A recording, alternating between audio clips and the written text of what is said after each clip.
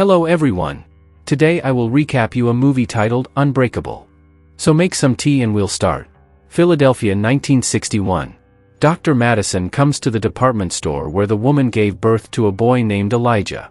The doctor says he hasn't encountered anything like that. The boy was born with fractured arms and legs. Our time. David Dunn, the main character of the film, is traveling on a train to Philadelphia. A woman sits down to him. He takes off his wedding ring. They talk and it turns out that the girl is a sports agent, going to Philadelphia for work. The girl's name is Kelly. David asks if Kelly will go to Philadelphia for a long time. Kelly sees this as a hint of intimacy and sits down from David. The train is starting to shake.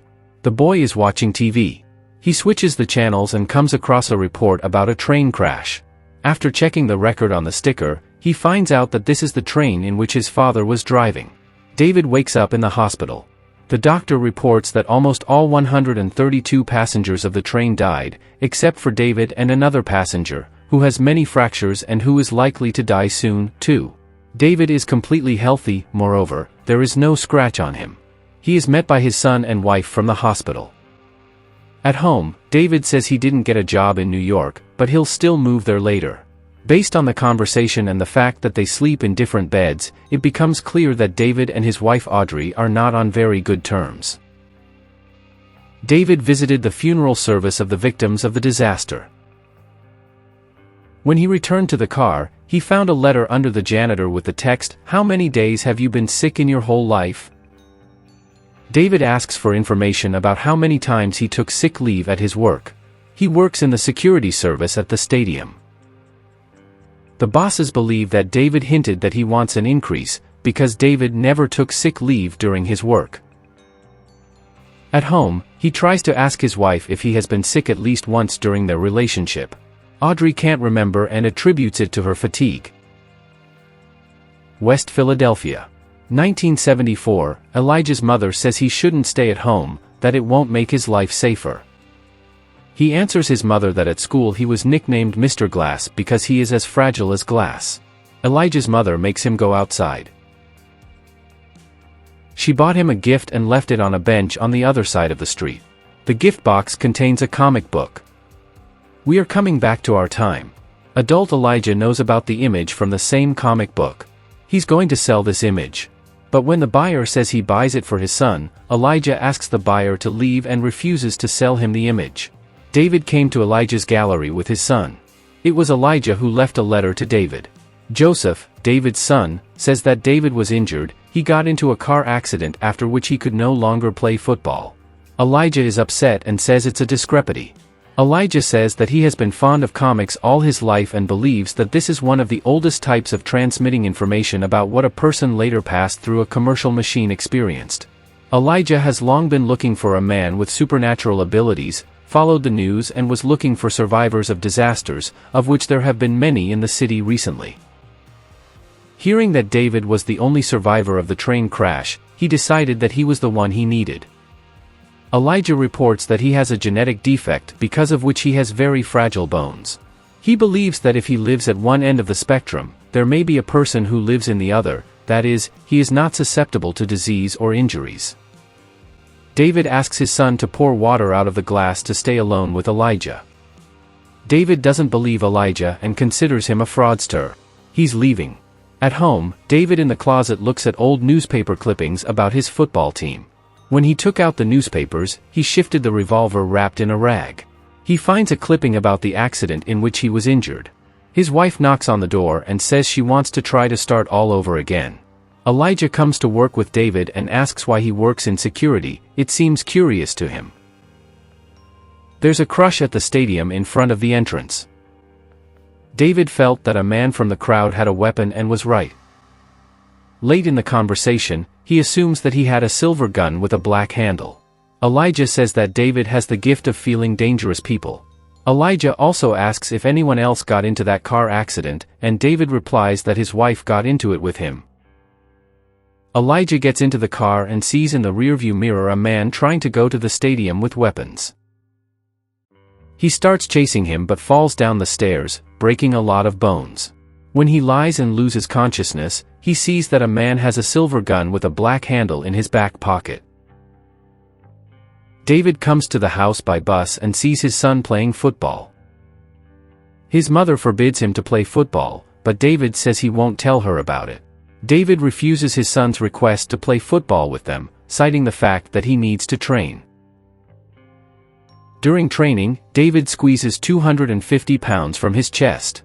And then 270. David understands that he has superhuman strength after he raised 350 pounds, which is about 160 kilograms. Joseph watches it and admires his father.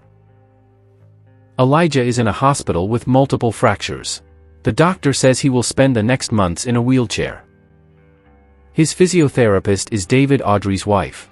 During the conversation, Audrey learns that David and Elijah know each other. Elijah tells Audrey that he has a theory that some people have supernatural abilities, and David is one of these people. At the same time, David at work, with the help of his feelings, finds a drug dealer, but finds nothing in his pockets. He finds out that something happened to his son and comes to school. David talks to a woman who remembers him and says that David was badly injured during his school years. He lay at the bottom of the pool for 5 minutes, and when he was pulled out, he didn't breathe anymore. The son says he tried to protect the girl from the guys who tried to get into her locker room. Joseph tells his father that he's not an ordinary person, but David denies it. Upon returning home, David and Audrey talk about Elijah. Audrey says he's out of reality. At this time, Joseph puts a gun on the table and says that he will prove that his father is not an ordinary person, and for this he will shoot him. David assumes that the gun is not loaded, but Joseph says that he found the cartridges in the cup in which David left them. David persuades Joseph not to shoot, saying that the famous story at their school about a boy who almost drowned is a story about himself.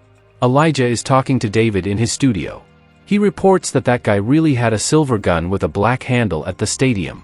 David denies his superpowers and tells Elijah about a childhood case when he almost drowned. David asks Elijah to lag behind him and his family. Elijah is upset. He sits in a comic book store and does not react to the seller's comments that the store is closing. When the seller tries to roll it out, the Elijah prevents it from doing so.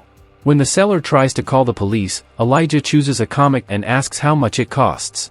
David and Audrey decide to get out to a restaurant to establish a relationship. They don't know if it's possible to leave Joseph with a nanny, but they decide that they can still do it. David and his wife are in a restaurant. Audrey asks, "Get well." David says he had a terrible dream and didn't wake Audrey up. This was the first time. She asks if he deliberately avoids them with Joseph. David says something is wrong with him. He also says that now every time he wakes up, he is attacked by melancholy. When they returned, the nanny reported that David was being hired in New York and there was another call that remained on the answering machine. David is listening to the message on the answering machine. Elijah talks about the weaknesses that all superheroes have and says that he and David have a similar reaction to water. Water is David's weakness. David comes to an abandoned warehouse in heavy rain. There he remembers the accident. As a result of the accident, Audrey found herself under the car and David lifted the car and took it out of there. David calls Elijah and says that he was not injured in the accident. Elijah tells David to go to a crowded place. In the crowd, David feels people who committed crimes. He finds the man who committed the murder and begins to pursue him. He tracks the killer home and follows him. David sees the corpse and tries not to make any noise. He's inspecting the house. Detects a bound boy and a girl and frees them. In another room, he finds a dead woman tied to the battery. David stands on the windowsill and a murderer appears behind his back. He puts David out of the window and he finds himself on a tarpaulin covering the pool. David begins to drown and tries to get out, getting even more confused in the tarpaulin. As a result, he manages to grab an oblong object that the rescued children handed him out and gets out. David approaches the killer from behind and begins to strangle him. He tries to resist, push David with his back against the wall, beat him with his elbows. David manages to strangle the criminal. He unleashes a woman and she falls to the floor. David returns home and takes Audrey to his bed. She wakes up. David says he had a nightmare. Audrey replies that it's over. Morning. Joseph wakes up and goes to the kitchen. Audrey and David are in the kitchen. Audrey offers pancakes to Joseph. David hands his son a newspaper that says about the rescue of 2 children by some unknown. Joseph looks at his father and he nods to him and says he was right. David makes a gesture hinting that it's better not to tell his mother about it. David comes to the exhibition in the Elijah Gallery. There he meets a woman who talks about the picture and two different types of villains. There are villains who fight by force, villains are fighters. And there is a brilliant villain, an opponent based on the power of the mind. It turns out that this woman is Elijah's mother. She informs her son that David has come. They leave to talk. Elijah asks if David was attacked by melancholy in the morning. He answers no. Elijah offers David to shake hands. During the touch, David sees that it was Elijah who committed all the terrorist attacks, including the train crash. David is shocked by what he saw. Elijah asks, "What's the scariest thing in the world?" He answers his question himself, saying that the worst thing is when you can't find your place, you don't understand why you were born. He says he completely lost hope. David says Elijah killed people. Elijah says it was all in order to find David. David is broken and leaves. Elijah screams after the fact that it's easy to identify the villain in the comics. He is always the opposite of the main character. And often they are even friends. David contacted the police and its employees found evidence of 3 terrorist acts in the gallery. Elijah Price went to an institution for mentally ill criminals.